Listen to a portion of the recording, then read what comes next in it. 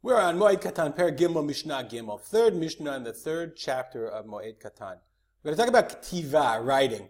And so it's important to know that in the halacha, writing is a malacha. Let me show you the Pnine halacha from, this is Rab Melamed on Ketiva and Chol Hamoed. So he just introduces and says, Kekol melachot, like all other melachot, prohibited actions, Gam Ketiva asura b'chol Hamoed. Writing is also considered, is prohibited. Let's not forget, we'll get back to Rab Melamed in a bit, but let's not forget that writing, especially in the time in ancient times, was a craft, it was a skill, like somebody sewed or building. Not everybody, people might not have known how to write, but people, there was no paper, there was no like post-it notes and, ballpoint pens, okay? There was none of that. And so if you wanted to write, you had to have a paper, you had to have cloth, you had to have quills, you had to have ink, and you had to know how to write in such a way. So scribes were lawyers. A sofer wasn't just a sofer like we think of them. They were the lawyers. They wrote contracts. Not everybody was able to do it or had the supplies to do it. Paper was expensive. So therefore, writing was considered a ma'aseh uman. Okay, and we're going to see how that has ramifications for us nowadays. Ve'elu kotvim b'moed. These people, or these things are permitted to be written on moed. Meaning, remember we said what malachot are permitted? If it's davar ha'aved, let's go back to our if it's tzarchei rabim, or ma'aseh hedyot. These are the real general reasons or causes, or that we would permit, that permit the doing of malacha and moed, the performance of certain behaviors. So what can you write? Kedushei nashim. You want to marry a woman? Okay, kedushin. So one of the ways to do it, you can do it b'kesef. That's how we normally do it. You can't see b'kesef. That's one. Shtar or biyah. Biyah we don't do. Shtar you can do. Kotev al niyar or al cheres. You write on a piece of paper. Harei amekudesheli. You are betrothed to me. Okay, you give her the paper. Umekadesh ba'isha alpha pisha embo shvei pruta. Even though it's not worth a pruta. I.e., if you gave her this thing of post-it notes, that's worth a pruta. You could say harei amekudesheli, but post-it notes too, and then she'd be mekudeshet. But if you could do it b'shtar, if you have no money at all, you could write it down, and that's okay. That's kedushei nashim. Why would you do it? Why is it such an emergency? Right? You're afraid somebody's going to beat you to it. She's, became available. That's davar haved. It's something that's going to be lost. Gitin, okay, divorce, bills of divorce. Why is that davar haved? Shirotzer, let's say, you want to go you're going on the caravan, you're leaving town on Chol Hamoed. Ve'imeno kotev achshav tishaer zot aguna. And people didn't know, it's dangerous, what would happen, and nobody would know what happened to if something happened to the Baal and there was no news, she could be left as an aguna. So he wants to give her a get, and this is talking about a conditional get. I give you this get, if I don't return within a year, the get is chal, from today, or from the year from now, whatever. You can do that. Shovarim. Shovar is a receipt for a returning of a loan. I loan $1,000 to somebody, and I say, okay, the time is up on Chol Hamoed, pay me back. He says, I'll pay you back, but you have to give me a shovar. You have to give me a receipt that you received the money. And if you don't give me the receipt, I'm not going to give you the money. So then you're allowed to, and I'm leaving, by the way, and I'll see you in about a year. So that's called davar haved. You could write the shovar. Daiteke is a Greek word.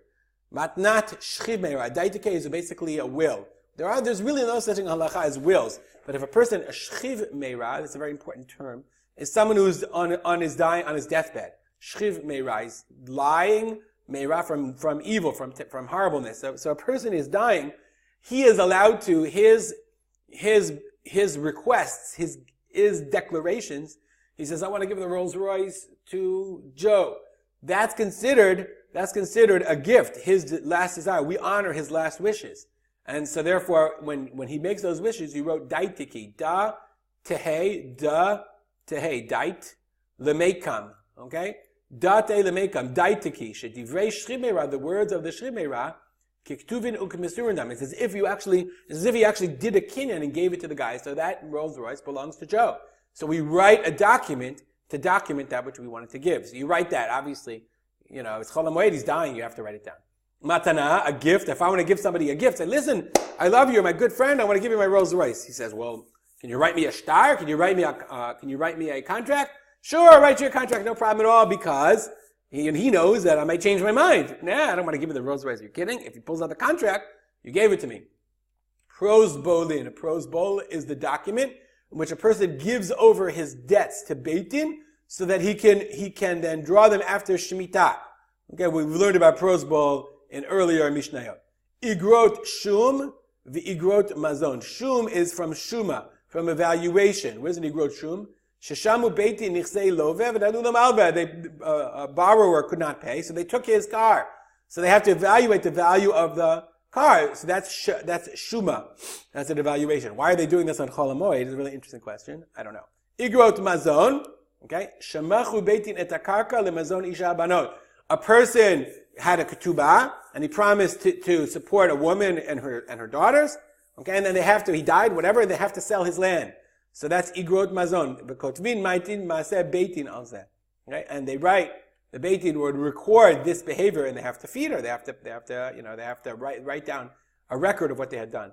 Shitrei chalitza umiunim. Chalitza, we know that if a man marries a woman, and then they don't have any children, and he doesn't have any children, and he dies, so then the brother of this man has to do yibum or chalitza. Yibum is levirate marriage, and chalitza if he doesn't want to marry her. So if he does chalitza, then they have to write a shtar. Me'unim is a really interesting halachic concept. Okay, the halacha is that a father can marry off his minor daughter. Remember that it was considered a big financial burden. He would marry her off to somebody, and when she became an adult, they were married, midoraita. If a father dies, then the child, the mother or the brother of the daughter can also marry her off, midorabanan. So they accept the kedushin for the daughter. That's mi'unim. Let me see, does the Bartunura say? Right. So if this marriage is done, then the child, lema'in means to refuse. She says, and when she becomes 12, she was, if her father married her off, she becomes 12, she's married and she has to have a get. But if her sister, if her brother or her mother married her off, then when she comes 12, she just says, I don't like this guy. Lema'in beba'ala, v'lomar, and she could say, ef she beploni ba'ali, I don't like Biff, my husband. V'yotza below get. She doesn't need a get. She's not married to Oraita. Okay, and the shtar they write is called, the document they write is called the shtar mi'unim. If on Chol Hamoed she does mi'un, she became 12, and she says, nope, then they write down on Chol Hamoed. Ushitrei birurim, documents of birurim, let me see if I can find it. The Bartunura says, a shtar birurim, the barir means to evaluate. So the Bartunura says, birurim shebarum dayanim. Okay, it's called zeh borer. If you're ever like in a Beit Din situation, you'll hear this term called zabla. Zabla means zeh borer lo echad.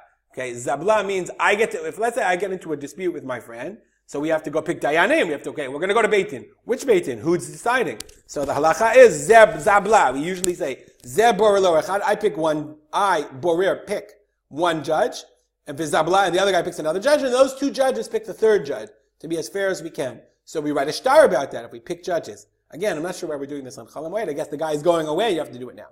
Gzeirot Beit Din, okay, decrees of Beit Din, V'igrot shel Rashut. So the Bartunura leads it as Rashut. Interestingly, Rashut. The Rashut is the local government. So if there are messages, decrees from the local government, Savei HaShilton, that you're allowed to write down, and you hang them up in the town square. Others say, Igrot shel she'elat shalom, reshut. Okay, shekotvi min adam lechaver. The Rambam actually writes this. Igrot shel reshut, meaning, why you're allowed to write it is not a loss. He says, because when you write to your friend, you're not really writing carefully. It's not a document. And basically, interesting, we don't have really, we've gone way too long, but that's a reason why many halachic poskim say that just for simple writing on Chol Hamoed, you're allowed to do. Because if it's not maaseh uman, if it's not, something you're careful about, just to as we know, just writing on a post-it note, that's something that people are, it's not something that's done every day. It's a maaseh hedyot, as we've learned. Now the Rav Melamed, if you look at it in halacha, I'm way along, so I'm not going to say it, but he said the Torah Hamoed, if you need something for a moed, you're allowed to write it. Okay? Like we said in the Mishnah. So if you need it for the moed, then you can write. If you don't need it for moed, then we refrain from writing on Chol Hamoed. We'll stop here. Sorry to go so long. Many different details. We'll dedicate our learning to the memory of my father, Harav Simcha ben Yitzchak Kalman. Have a good day.